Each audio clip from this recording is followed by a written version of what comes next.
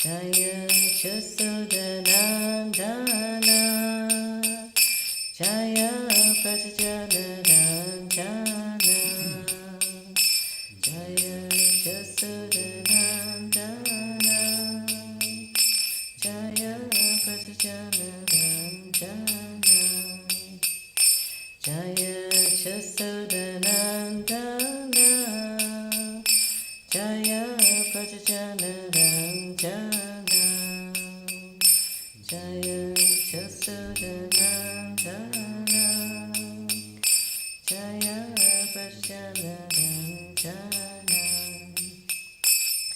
Jaya Jamuna Chiravanachari Jaya Kunja Bihari Jaya Jamuna Chiravanachari Jaya Kunja Bihari Jaya Jamuna Chiravanachari Jaya Kunja Bihari Jaya Jamuna Chiravanachari Jaya Kunja Bihari Jaya Radha Madhava Jaya Kunja Bihari Jaya Radha Madhava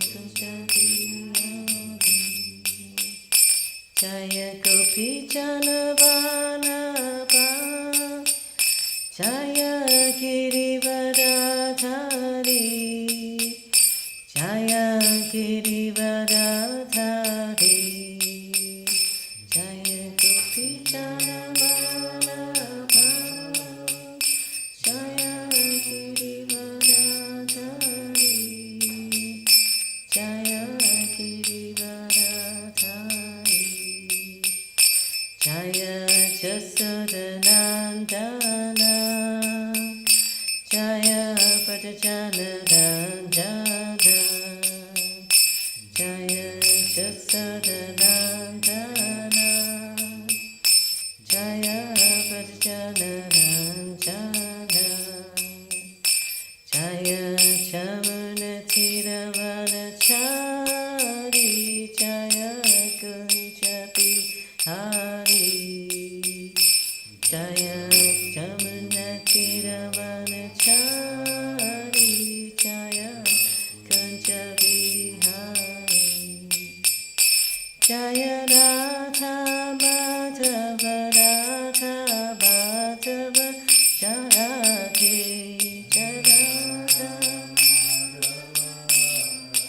Madhava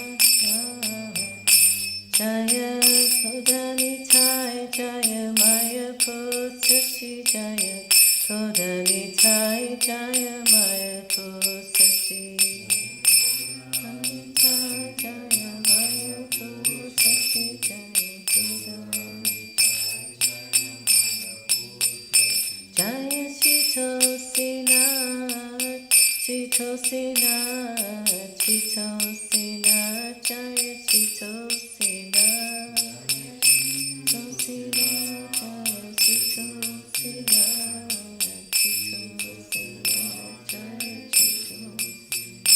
Jaya Giridhari Ram Jaya Giridhari Ram Giridhari Ram Jaya Giridhari Ram Giridhari Ram Jaya Giridhari Ram Giridhari Ram Jaya Giridhari Jaya Nisingade Jaya Nisingade Nisingade Jaya Nisingade Nisingade Jaya Nisingade Nisingade Jaya Nisingade Prabhupada Prabhupada Prabhupada Jaya Jaya Prabhupada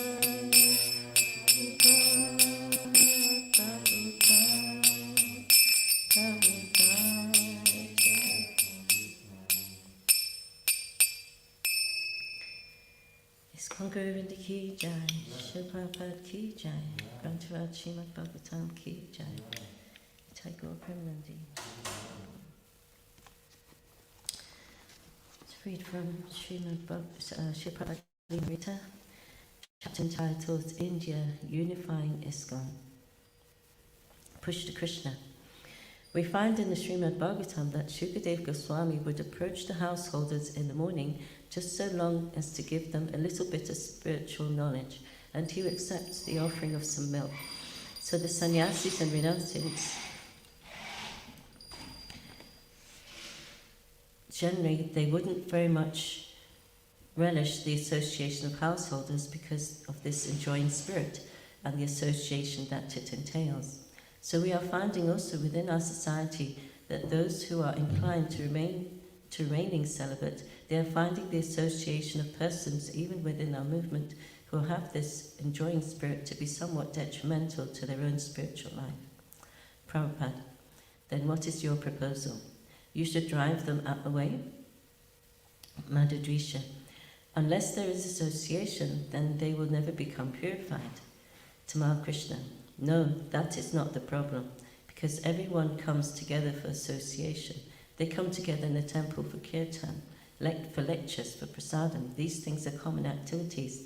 There's no question that we should not have common activities between all the ashrams, but for living there must be separate arrangement.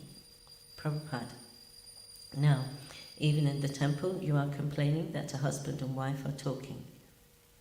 Prabhupada seemed almost coy in the way he gradually led and manipulated the issue. He was also hearing more clearly the minds and hearts of his divided disciples. Tamal Krishna, yes, they are not talking Srimad Bhagavatam. That you will find everywhere. Prabhupada saying that you will find everywhere. Bhagavat, there's a complaint that sometimes is made that there's too much aversion on the part of the brahmacharis. But isn't that a quality of a brahmachari, that he should have a healthy contempt for sense gratification? Prabhupada, I do not follow. The devotees crowded around as closely as possible. This was an important point. Push to Krishna. He's saying that sometimes the brahmacharis and even the sannyasis may have strong aversion to association with women and household life, but sometimes the grihastas will criticize the sannyasis and brahmacharis and say, this is fanaticism. The grihastas say that this is just as bad as the enjoying spirit, because a sannyasi is meditating on the same thing, except that he's averse to it. So Bhagavat Das's question is it better to be neutral or to be averse? Prabhupada, these are all fanaticism. Real unity is in advancing Krishna consciousness. Kalo nasjeva nasjeva. In the Kali Yuga, you cannot strictly follow. Neither I can strictly follow. If I criticize you, if you criticize me, then we go far away from the real life of Krishna consciousness. Push to Krishna. So is it correct to say that if we are not Krishna conscious, then if it's not the grihasta problem, then it would be some other problem? Prabhupada. Yes. We should always remember that either grihasta or brahmachari or sannyasi, nobody can strictly follow all the rules and regulations. In the Kali Yuga, it is not possible. If I simply find fault with you and you find fault with me, then it will be factional, and our real business will be hampered. Therefore, Chaitanya Mahaprabhu has recommended that Harinam, chanting Hare Krishna mantra, should be very rigidly performed, which is common for everyone, Grihasta, Vanaprastha and Sannyas. They should always chant Hare Krishna mantra, then everything will be adjusted.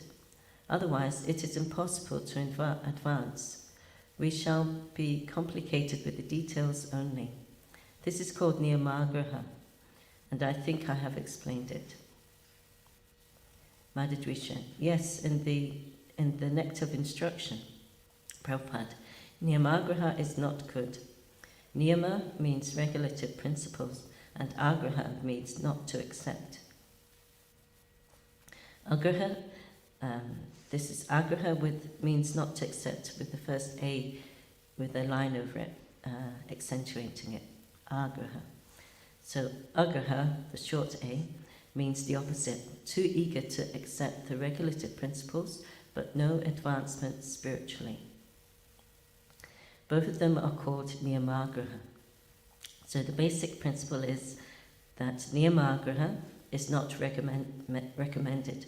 If we advance in Krishna consciousness by the simple method of chanting 24 hours Kirtaniya Sadahari, then things will be automatically adjusted. Srila Prabhupada ki jai.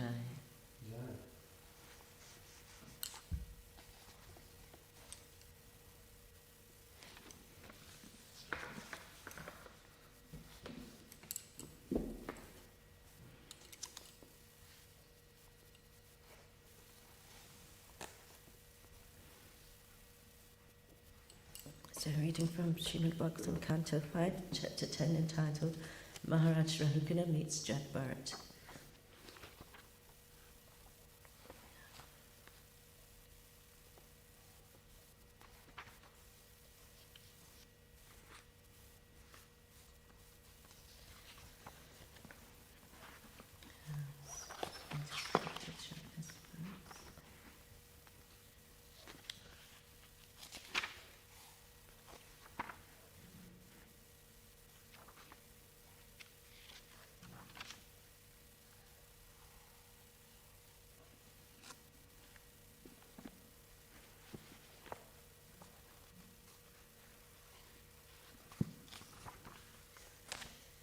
Om Namo Bhagavate Vasudevaya. Om Namo Bhagavate Vasudevaya. Om Namo Bhagavate Vasudevaya. Narayanam Namaskritya Naram Chaiva Narottamam Devim Saraswatim Vyasam Tato Jayamudirayet. Before reciting the Srimad Bhagavatam, which is the very means of conquest, one should offer respectful obeisances unto the personality of Godhead Narayan, unto Narayan Rishi, the supermost human being, unto Mother Saraswati, the goddess of learning, and unto Srila Vyasadeva, the author. Nastra Prashu Bhadreshu Nityam Bhagavata Sevaya Bhagavatuttama Shloke Bhaktir Bhavati Naishtiki. By regular attendance in classes on the Bhagavatam and by rendering of service to the pure devotee, all that is troublesome to the heart is almost completely destroyed, and loving service unto the personality of Godhead, who is praised with transcendental songs, is established as an irrevocable fact. So reading text number 7 and 8.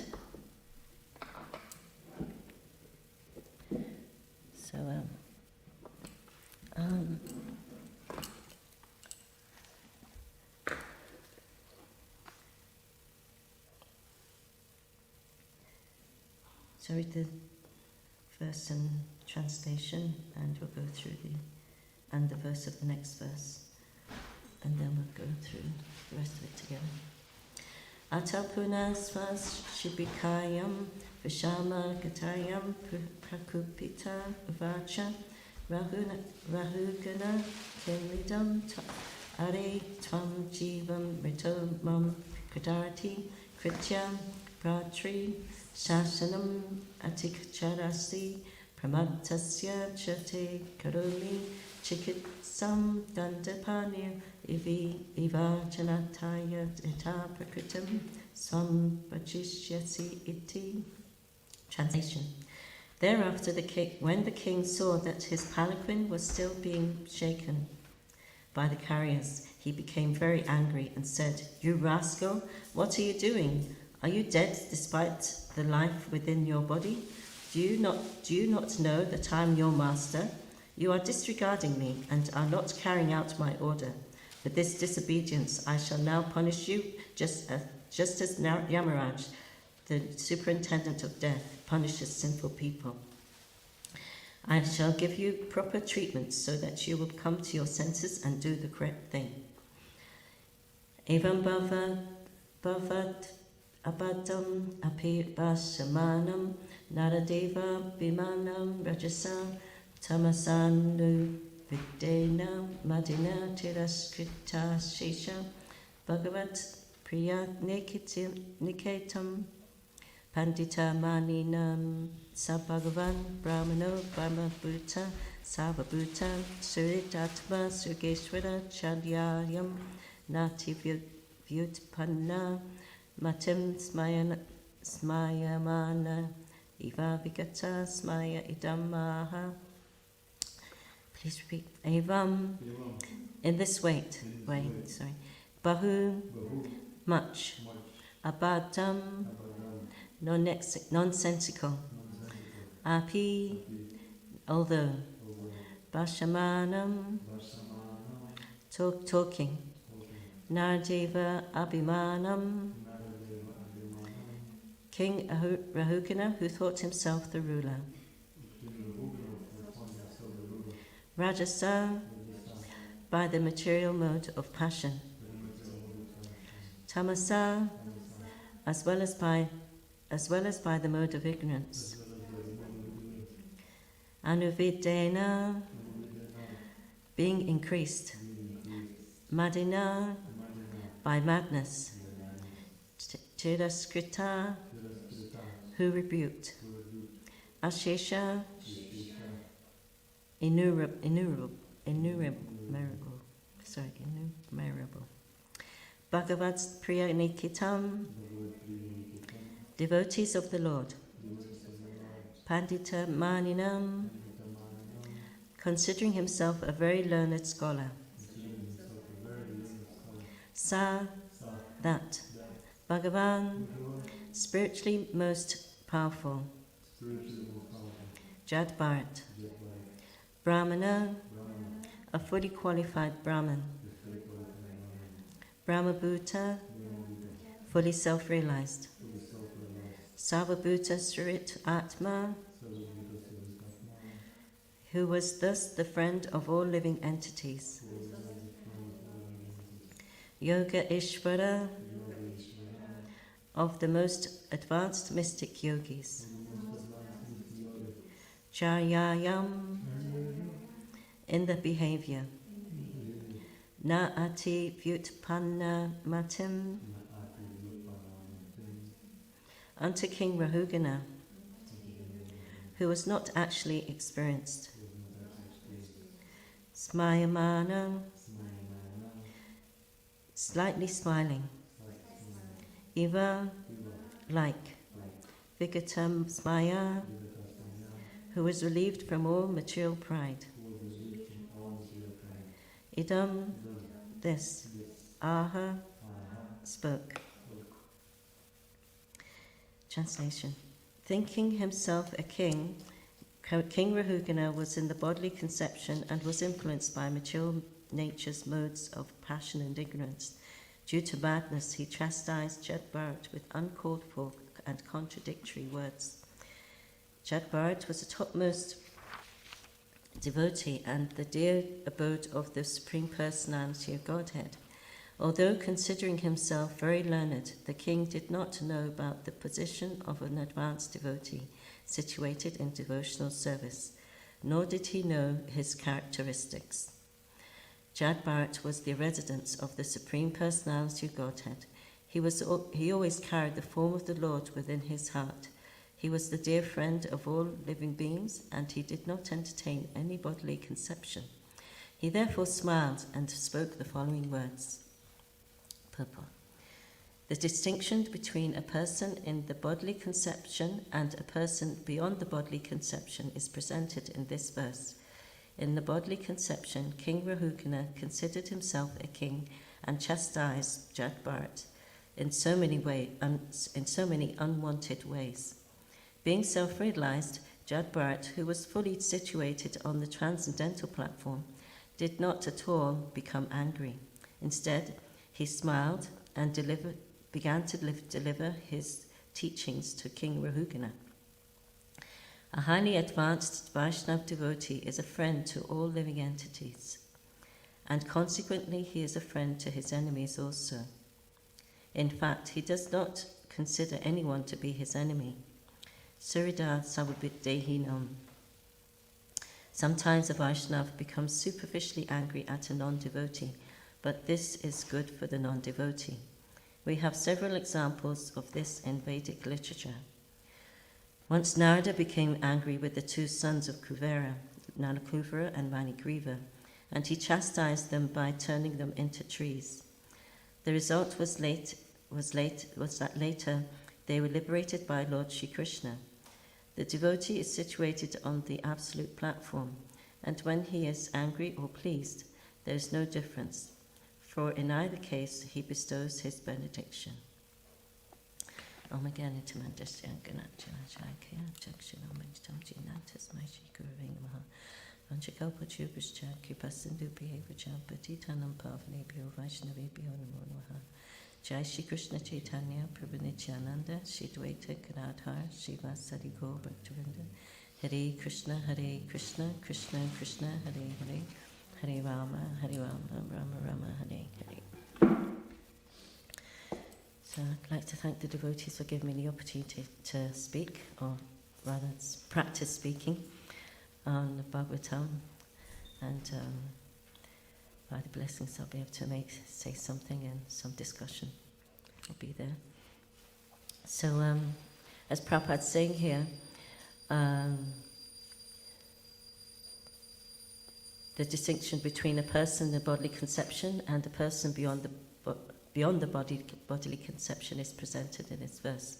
So King Rahugana, he's being absorbed in being in his position as a king, and giving orders, and expecting everyone to kowtow immediately to whatever his demand, to his every demand, and being conditioned in this way, he gave Jad Bharat the same treatment.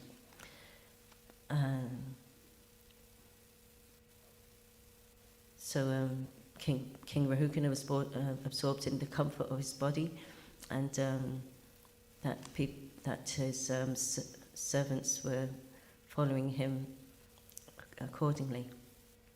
But the opposite is here, Jad Bharat, who is a pure devotee of the Lord, totally beyond the bodily conception of life, and that's been described up till now, that he was so determined to not let anything get in the way of his progress, advancement, in his love of God, of Krishna. So mundane training, brahminical training, wasn't going to deter him, that he received from his father. He wasn't deterred by insults and offences made by common people, materialistic people, thinking him to be deaf, dumb and dull, as they weren't qualified to see his effulgence as a pure devotee of the Lord. And nor did he react to the dacoits who were about to slaughter him on a sacrificial altar. But here we see that he's about to speak for the first time to King Rahugana.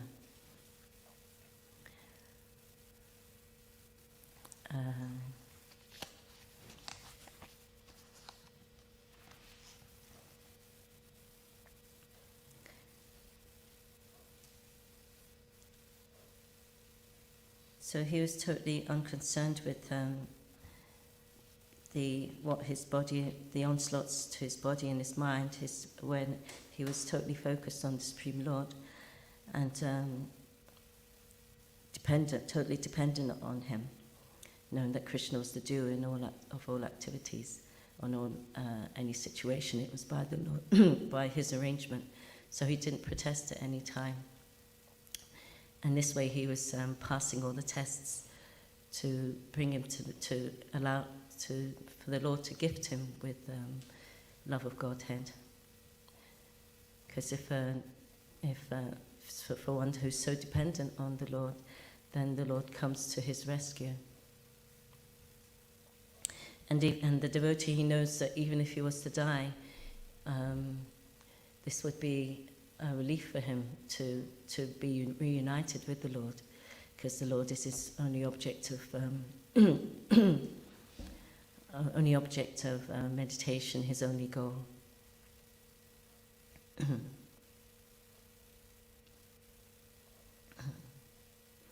So another symptom here we see is that he was, even though King Rahuga was so angry with him, he was completely kind of cool, just equiposed in mind, and he smiled, and he's about to speak. So in this way, he felt he didn't feel threatened at all.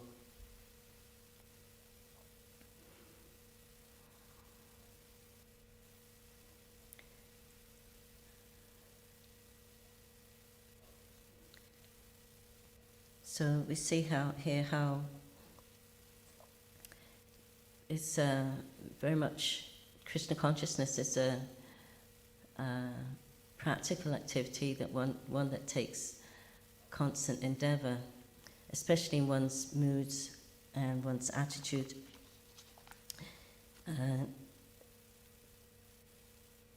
In everything one does, because this will affect our hearing and our attention to the words of the Bhagavatam. It's,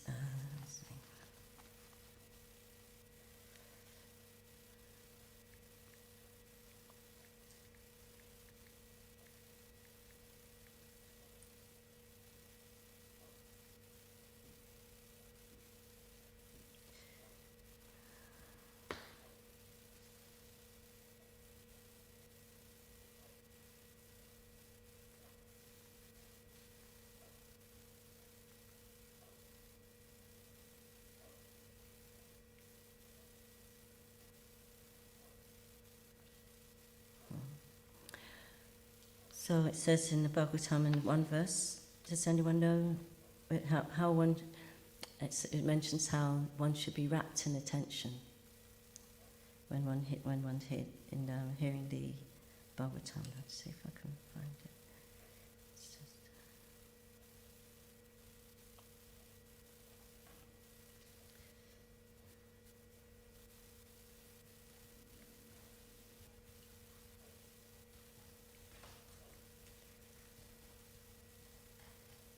1:3:44.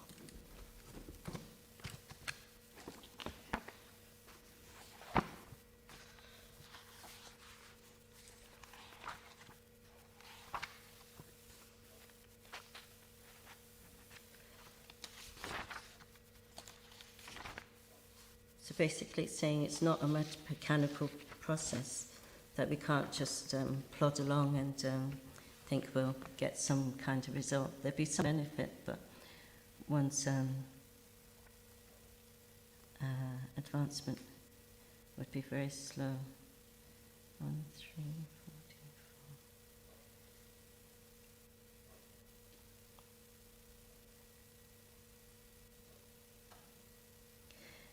Prabhupada says, simple hearing is not all. One must realize the text with proper attention.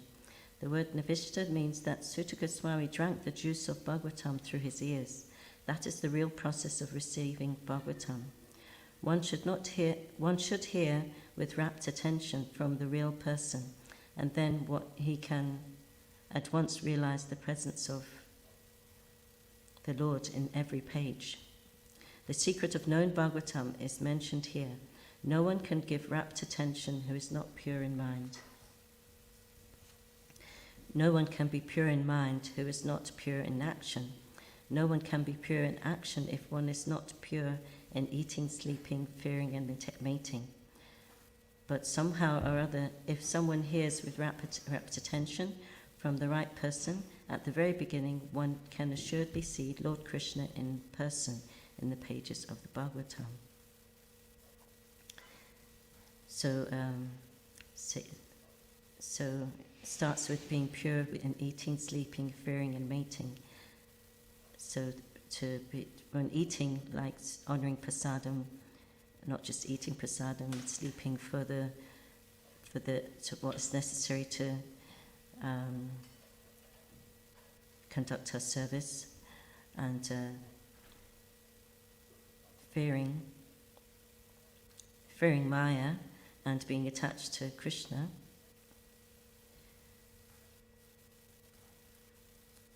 And so therefore eager to hear what's in the pages of the Bhagavatam to help us to cultivate that attachment, and mating according to the regulative principles, not engaging in any self-indulgence in any way.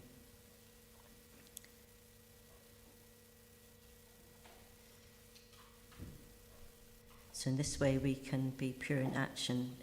The action will be unmotivated, and in this way the mind isn't knows what to accept and what's to reject, and practice without hesitation to accept what is favourable and reject what is unfavourable. Just because he's developing that consciousness of our real identity as being Krishna's property. We belong to Krishna, we're his servant.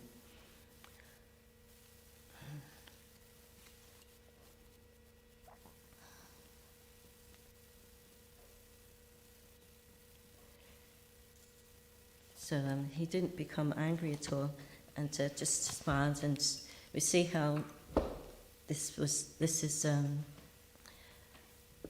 there in the mood of Lord Chaitanya. He would his strategy would always be to listen first to his apparent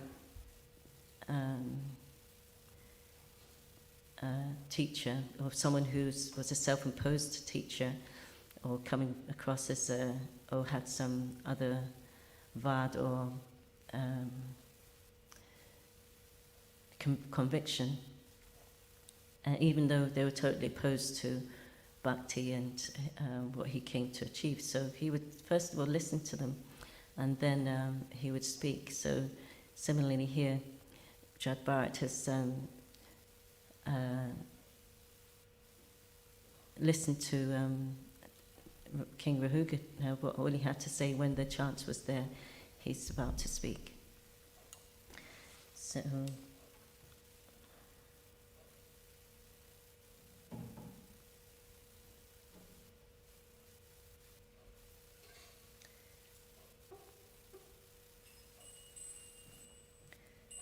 there's a different Shishikoni Tara Kushashiki.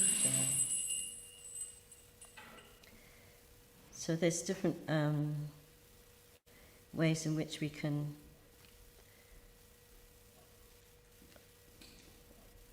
engage in discussion or debate, or that will help us to come to a proper conclusion. Krishna says he is the conclusive truth.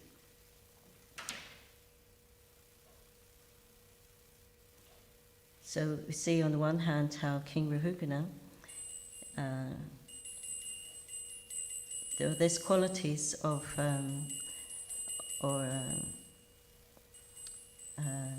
there are practices that one engages in if one wants to win an argument, and there's a different mood to one who's wanting to come to the conclusive truth in any discussion. So there may be the mood of two sides opposing each other and an attempt to prove each other wrong.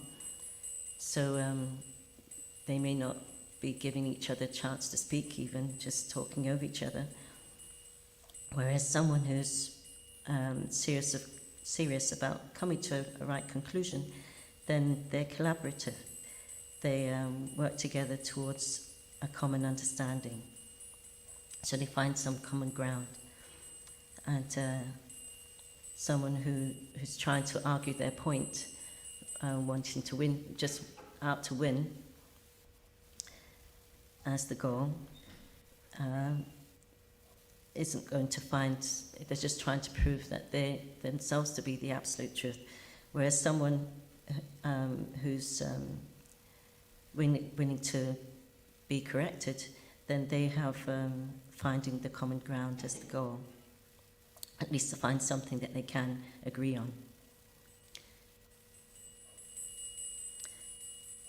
And so like we saw in Prabhupada Leelamrita here, Prabhupada was listening to his disciples, the different arguments that are there. So it said that one listens to the other side to understand. But if one just wants to win an argument, they'll listen to the other side just to find flaws and counter arguments, rather, in other words, listening to refute. So, and one who wants to win an argument, another point is one who wants to win an argument, they defend their assumptions as the truth, whereas someone who's wants to come to the right conclusion, they'll reveal the assumptions for a re-evaluation, causing introspection in their own position as well as the other person, whereas the other person would just simply criticize.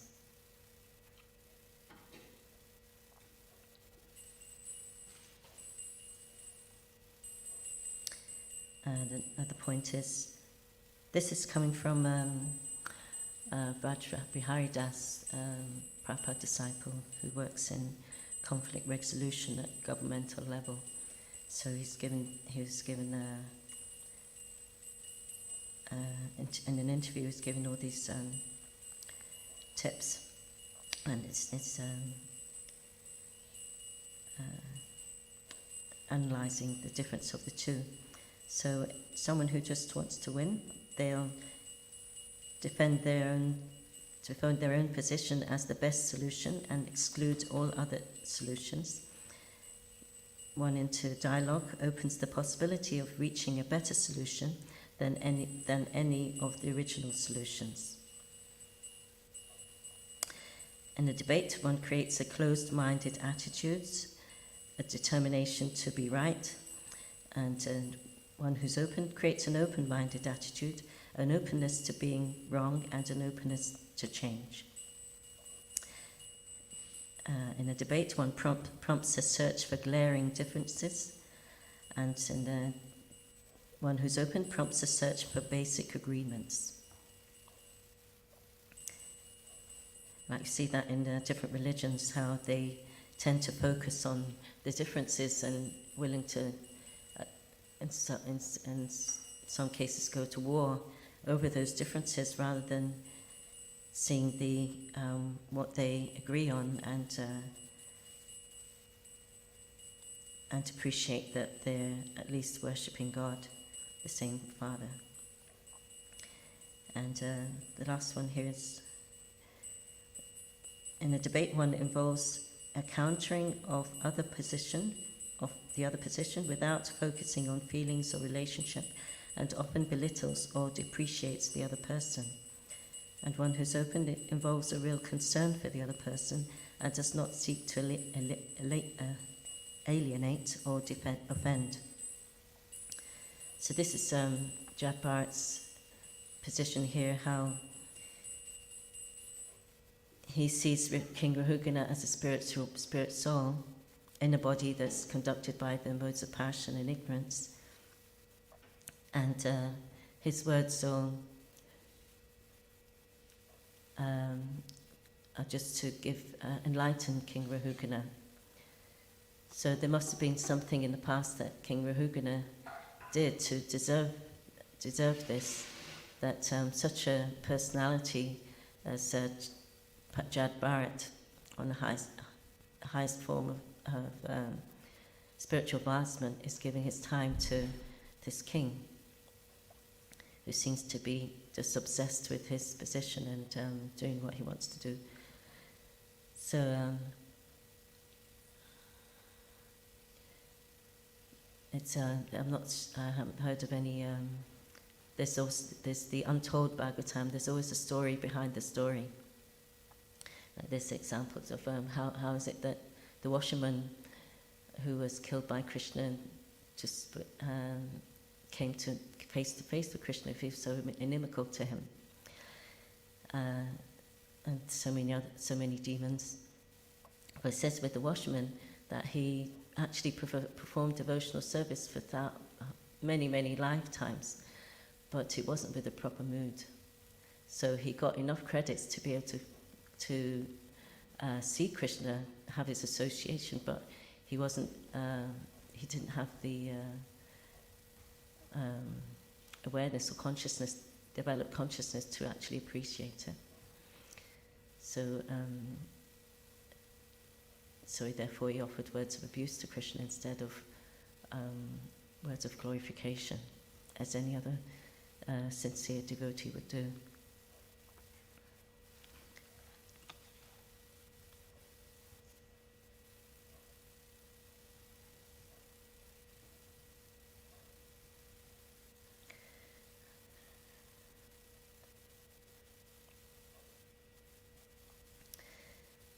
So we see how under no circumstances in Jad Bharat's life did he seek to control or to be the enjoyer or seek name, fame, or adoration and gain, which is the mood of a person absorbed in their own body and mind and ego.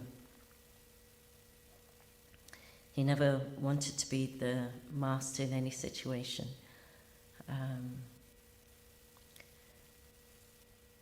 So these are symptoms of a devotee who's totally surrendered to the Lord. Does anyone remember the 6 symptoms of surrender?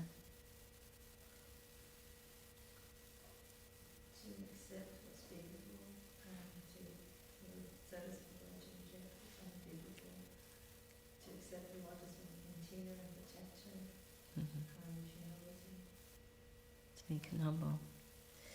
Yes, and there's another one. Always expecting Krishna's mercy. So in this way he's not...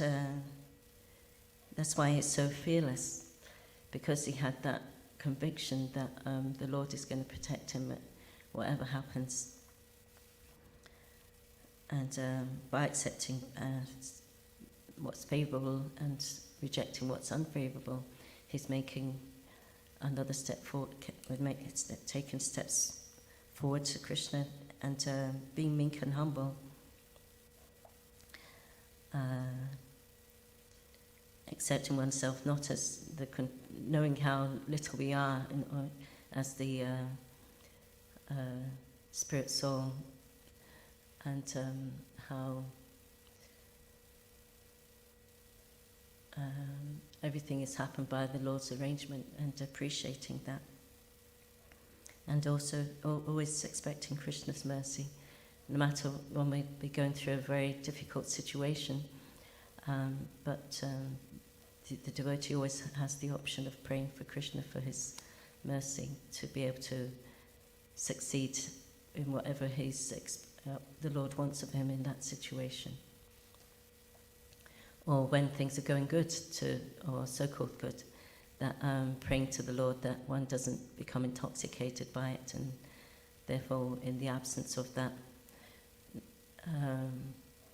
nice situation, that one isn't affected by its loss, because everything is temporary in this world. Just that the Lord is one's constant focus.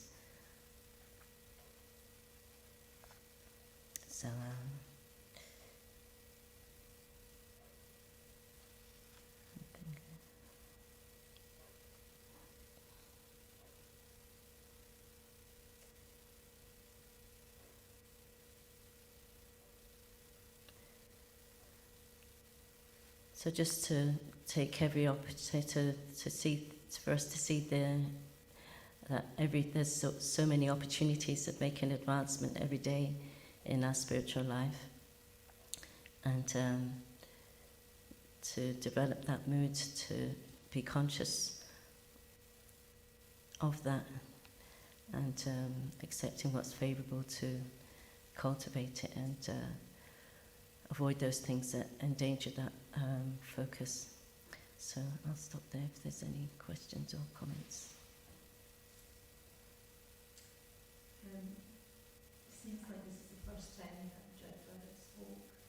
So was the reason is because King Buddha's was this due to this something he had done in his past?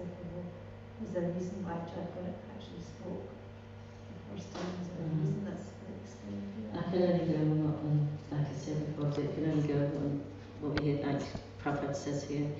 We have several examples in this Vedic literature of I don't know, sometimes I actually because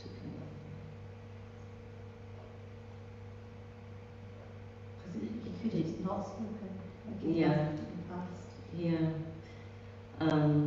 Well, he has the Lord within his heart, so, and he's a surrendered soul, so maybe the Lord is directing him in that way.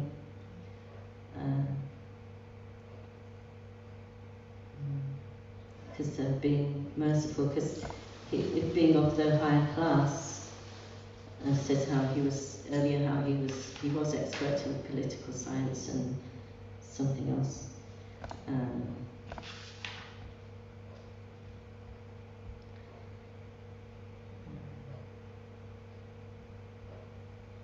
So he wasn't like someone who was, well, maybe he could see that he had an opportunity there. Being in of a Sattva class, they're meant to be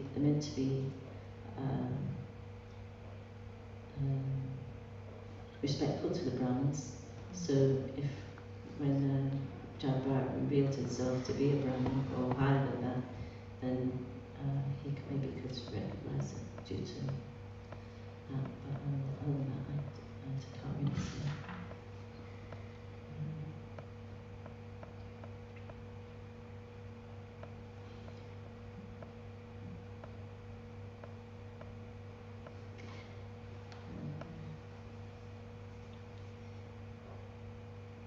This one more thing I came across.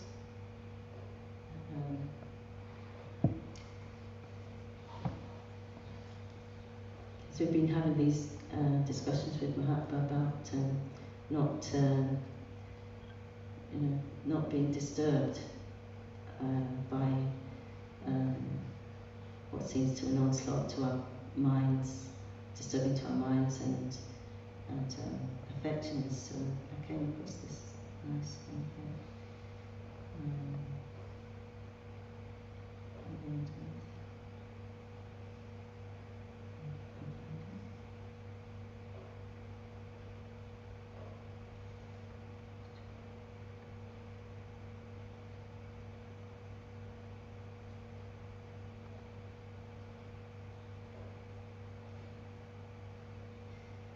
So it's entitled "Don't Hurt Yourself."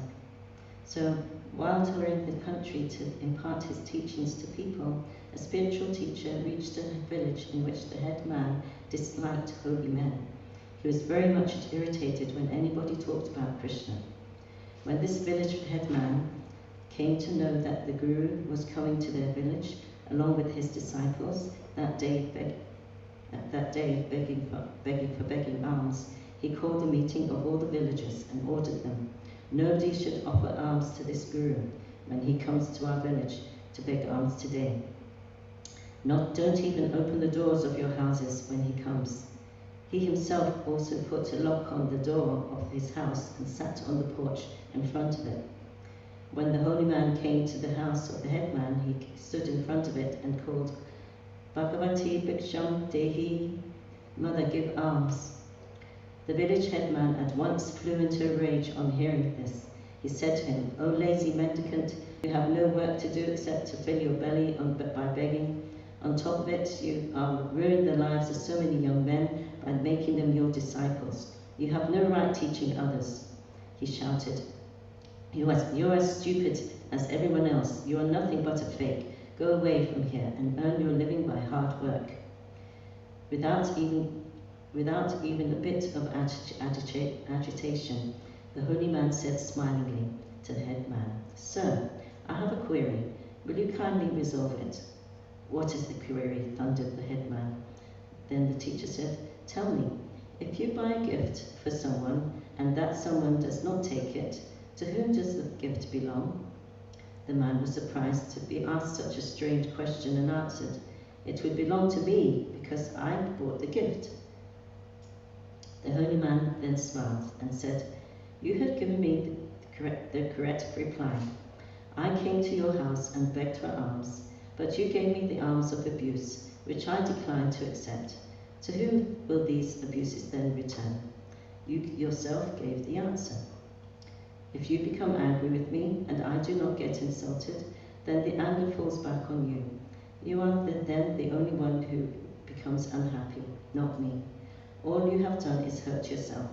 If you want to stop hurting yourself, you must get rid of your anger and become loving instead. When you hate others, you yourself become unhappy. But when you love others, everyone is happy. The village headman did not know what to say. He fell at the feet of the Guru and prayed for his forgiveness.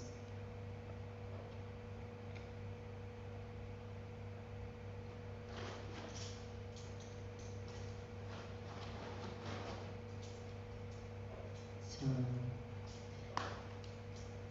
let's give an example of Jabbarati not being affected by harsh words. So, thank you for your attention. Srimad Bhagavatam ki jai, Srimad Prabhupada ki jai, His Government ki jai, Samved Bhaktivinoda ki jai, Uttar Gopi Nanda. Haribol.